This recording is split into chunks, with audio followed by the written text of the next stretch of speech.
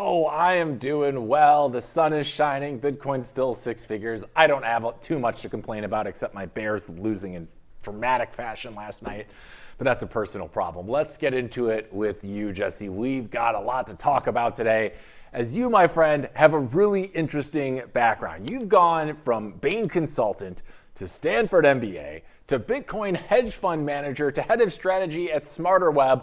What was the moment that you realized, forget consulting slides, I'm dedicating my career to magic internet money? What was that journey like for you?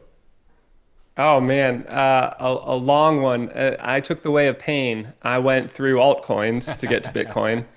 Oh I was in no. San Francisco, and I was working at Bain and Company, and San Francisco was buzzing about Ethereum in 2016, 17, and so I got in on Ethereum, pretty early on, not super early, but pretty early on, and did well with that, and then went further out on the risk curve, to altcoins. My thesis at the time was that, Bitcoin was first, and then these other newer technologies would eat market share from Bitcoin because they were better technologies, and this was about technology.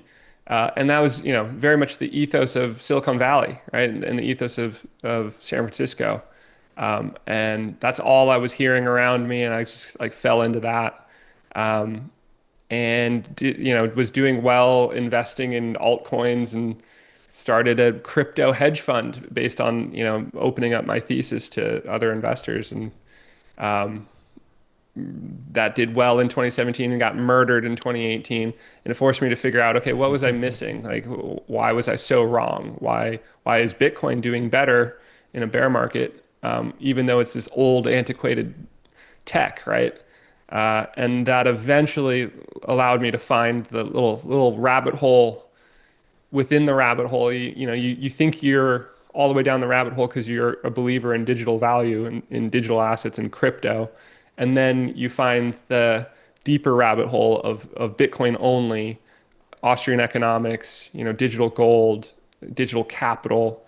And you realize that it's always been about Bitcoin the whole time, that digital scarcity is a one-time phenomenon, that Bitcoin is it, and that Bitcoin is eating the world of value little by little, and that we've only just begun that process. And that led to me putting out my analysis on where we're at in that process and how much value Bitcoin will eat, which I put out a few years ago as my Bitcoin's full potential valuation report. And Michael Saylor liked that framework a lot and ran with it. And so that's been kind of my journey into Bitcoin and my contribution since.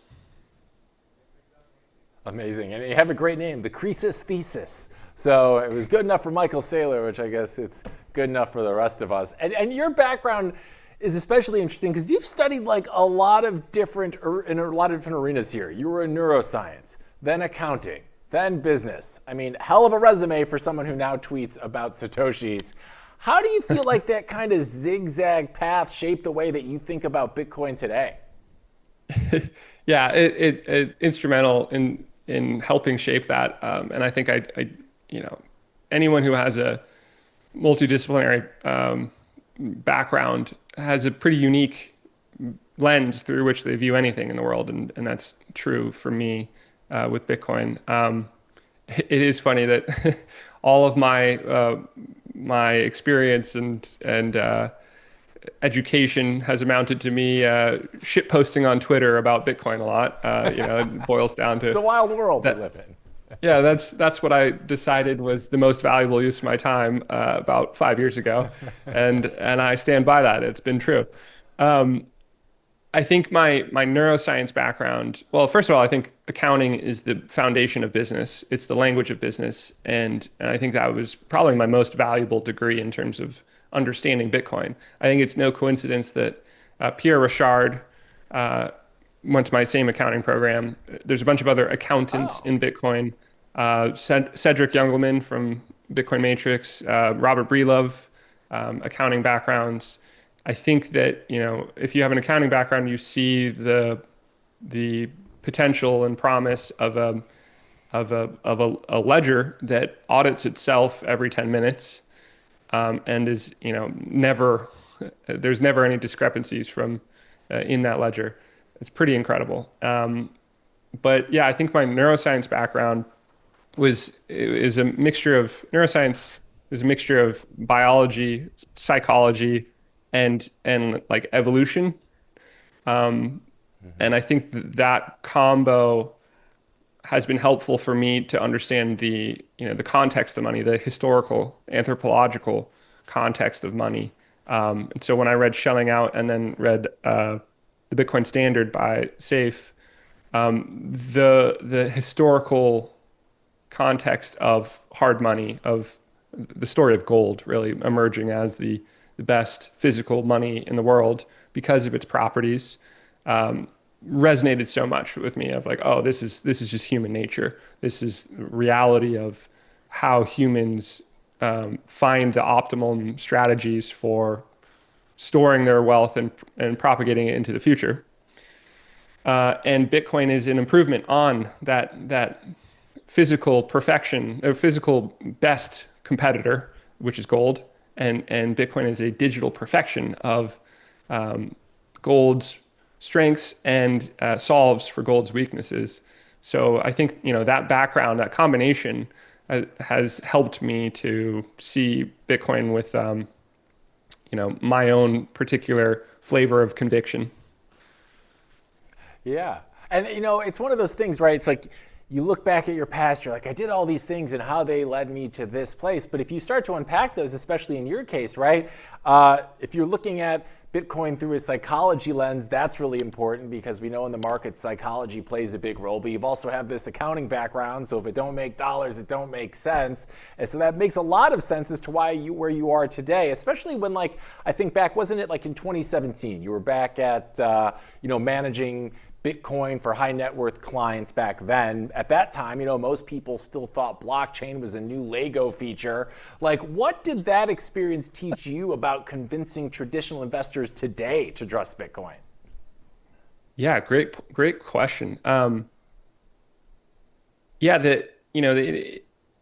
think most investors, this is still true, and I think Bitcoiners forget this.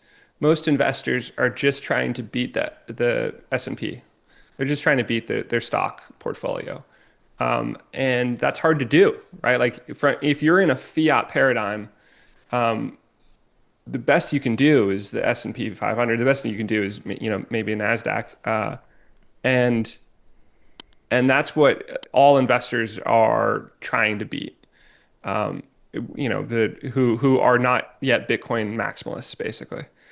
And so if you can open their eyes to the properties of Bitcoin, how it has increasing scarcity, terminating in absolute scarcity, and that delivers, performance because the world has to revalue Bitcoin based on a reduced amount of supply issuance over time, and the fact that it's digital gold for the digital age.